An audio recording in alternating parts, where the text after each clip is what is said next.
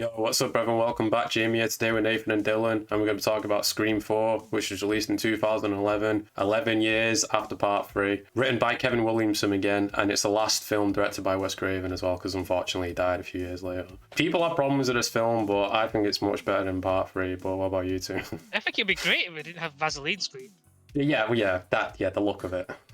I enjoyed the movie as a whole, but the reasoning for the killers was a little weak for me. Meta as anything, but just personally I didn't enjoy it. But the whole film, if you look at it as a whole, perfect, brilliant, great. It starts off with the dumping in fake outs. I've got to say, this is the worst dumping in the series, let's just say that. Constant, fake outs of stab. But we see two ghost faces in action inside the first one, which I do enjoy. First time we've seen that. But yeah, straight from there we go, it's like two fake outs and we get the actual characters in Woodsboro. It's a callback in it, I guess, her death to Tatum in it, like when she's going downstairs to the garage door and all that. I'd say about this film, there's a lot of deleted scenes though, and even this opening was different as well. Like originally there was no fake outs, it was just them two, and it was just like playing pranks on each other, which would have been much better, I think. Yeah.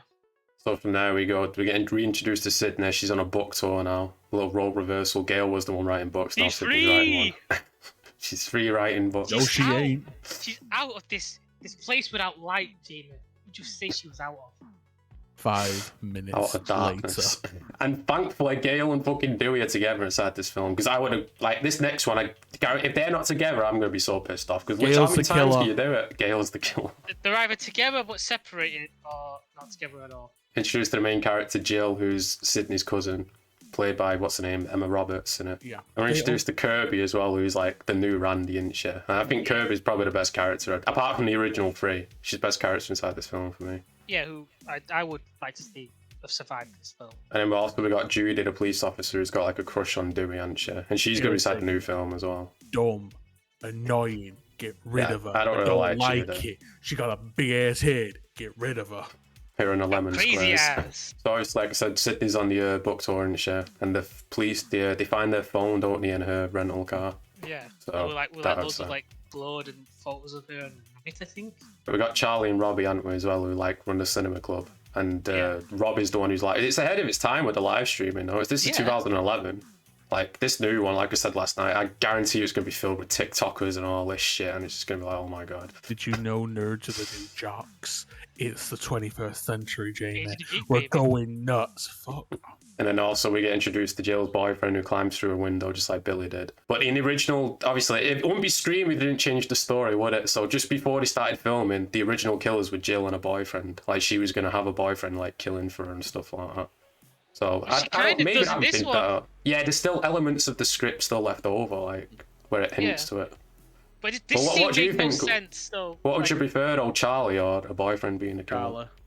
Charlie. Yeah. Charlie, simply because he looks like a guy that if a girl went, I'll let you see my boobie, he would automatically kill the family dog. He looks like a weirdo. Yeah, but he doesn't look he has the body strength to do some of the shit the killer did. Yeah, but we just throw, that's Scream, innit? Like, we can always just say, you know. Like, realistically, anyone could have kicked the shit out of this guy. But again, this scene where he's just through the window, I get some red hair, bringing up thoughts of the first movie, but you don't need it. It's just a stupid way to introduce this character. But it's also to give Sydney I know what you're going through in it and stuff, because she obviously sees this, and I think it's more written for that, really. And obviously a red herring to make it Yeah, but seem like Sydney it's doesn't even react to this. She just sort of comes and goes, "Oh, your boyfriend's here."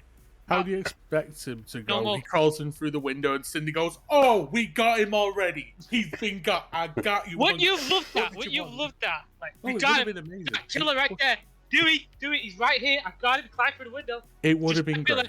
And then from there, fucking Judy's on the outside and she's in the darkness and she just slowly comes out like a creep. And she's like, oh yeah, I was in your school. I played the Lost Boy and all that. Amazing. Who the fuck are you? Didn't she mention she sat next to her? It's a Sydney. Yeah. In the class or whatever. Yeah.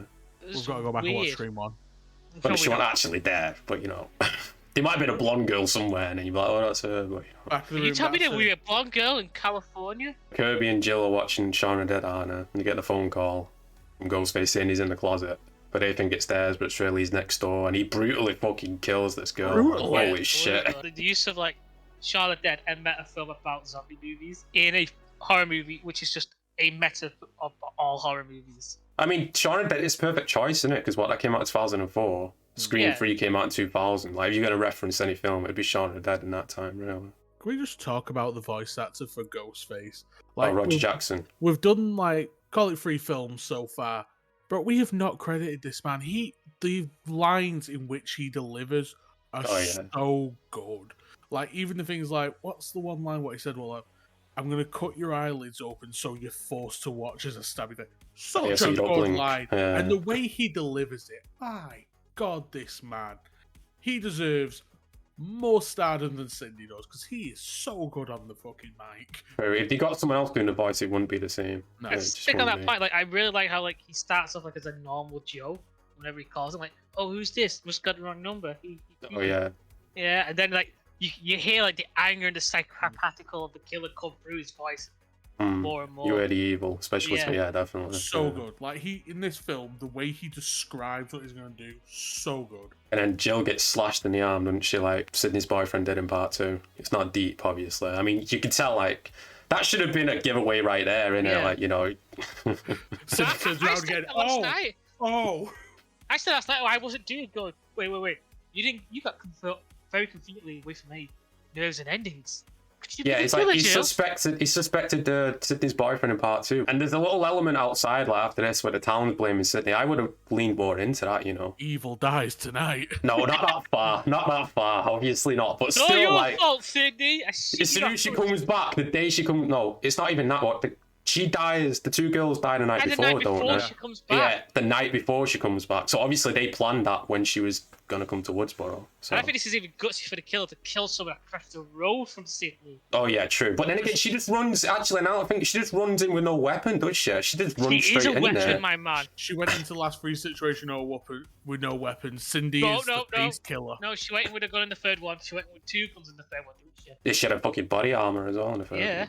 In this one, she just got a kick. That's all she got. I think she knew she was dealing with some weak-ass teenagers. Sydney's publicist gets killed inside the hospital. And like we said, speaking of the lines, when she's like, can I take a message? He's like, you are the message. And then they end up throwing her off the top of the car park, don't they? She crashes on the van. As Dewey is saying, don't worry, it's under control. Boom. We just found new evidence. And around this time, Gail is talking to Charlie and Robbie about, because they're like the cinema club, whatever. Oh yeah, she's trying to get an interview and stuff. Oh no, they want Sydney to be there, don't they? And she's trying to get leads and shit.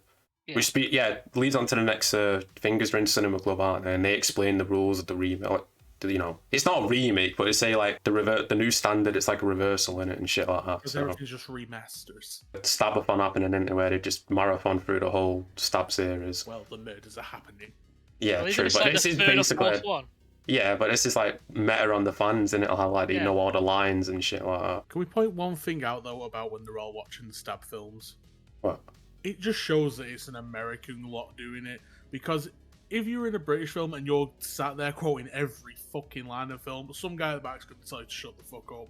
But oh no, everyone was just cool yeah. with everyone saying the lines. It's our normal cinema, yeah, but this is specifically just for the films, and so it's diehard fans. I'm getting so vexed. About, You're like, not bro, going there to like. trying to watch the movie, bro! Yeah, but you've seen it millions. It's like if there was You a can't tell me streamer one something, with like, Gator. you know. You can't tell me something. Bro, I've watched a hentai a million times. I'm not going to quote every fucking moan. Cool. Leave it in. Gail wears the mask as well, doesn't she? And she plants the cameras around. Yeah, I don't understand why the killer's. Well, I guess he knows that Gail's going there because Charlie told her.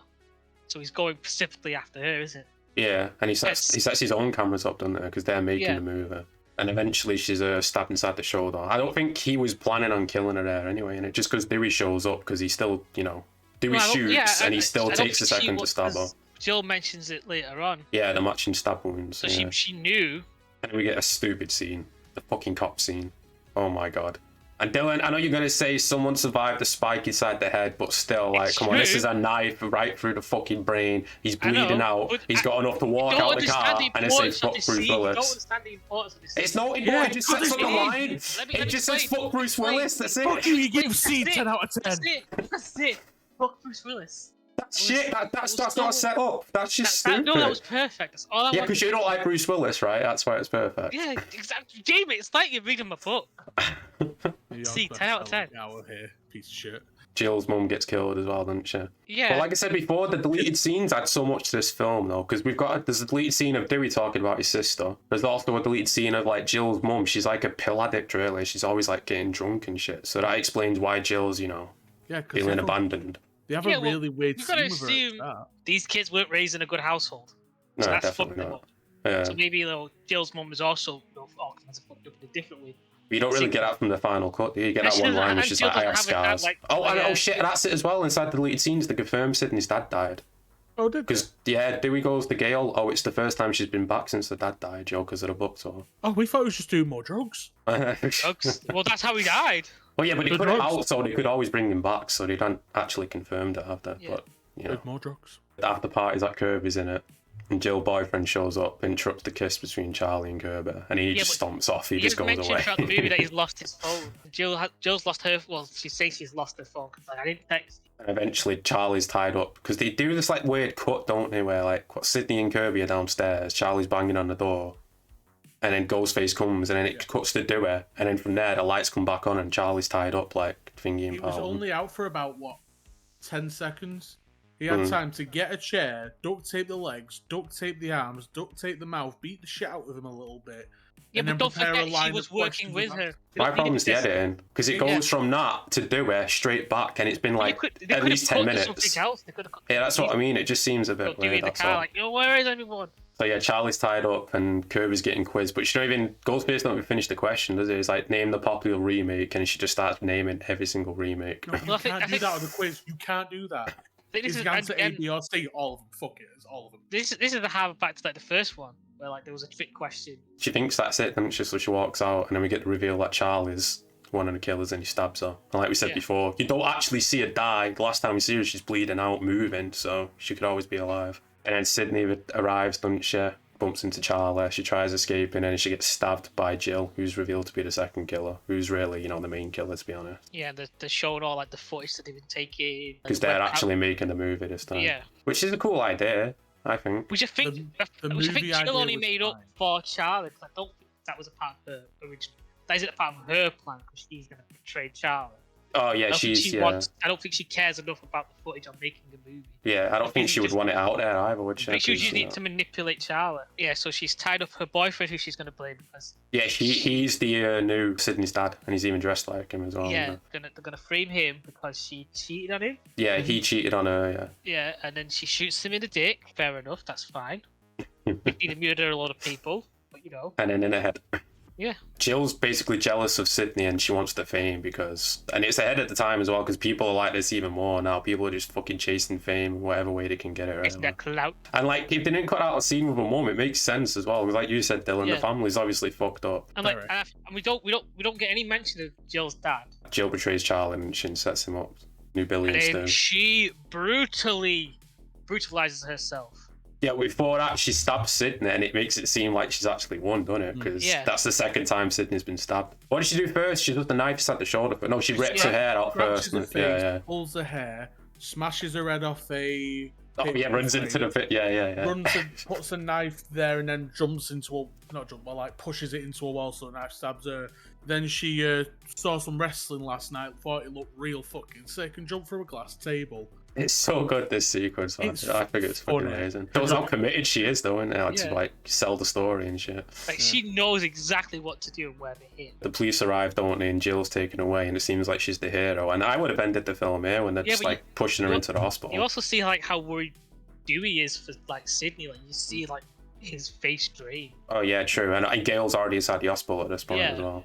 But still, they should have ended it here, and then you carry it on for the you leave the intrigue because I we have never a seen the problem killer with get this away. scene.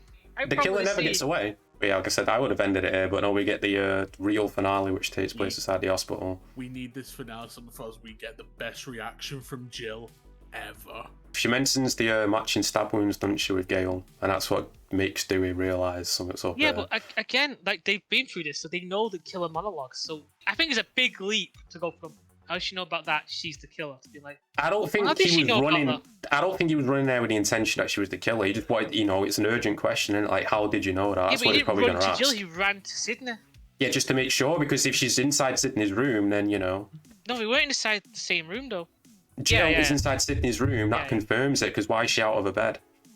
And I thought he seemed like he was, because he said Sydney's in the ICU and she's in a bad shape and she might not remember anything. So maybe Dewey already knew and he was just leading her on. Can we please talk about Jill's face when she hears this from Dewey? Because she goes from, to what?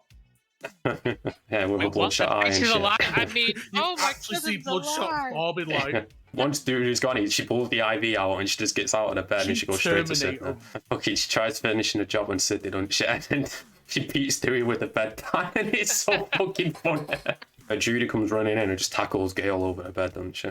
On the stay. And then we get defibrillator, don't we, to Jill's head. Gonna have one She goes word. fucking flying. And then she gets shot, because obviously she gets up one last scare, and Sydney expects it at this point. She just shoots it straight in. It's not the head, it's the right in the chest, isn't it? And it ends with the reporter saying she's a hero, and it just cuts to a dead body, doesn't it? And that's how it ends. She's not a hero, she's a monster in these streets.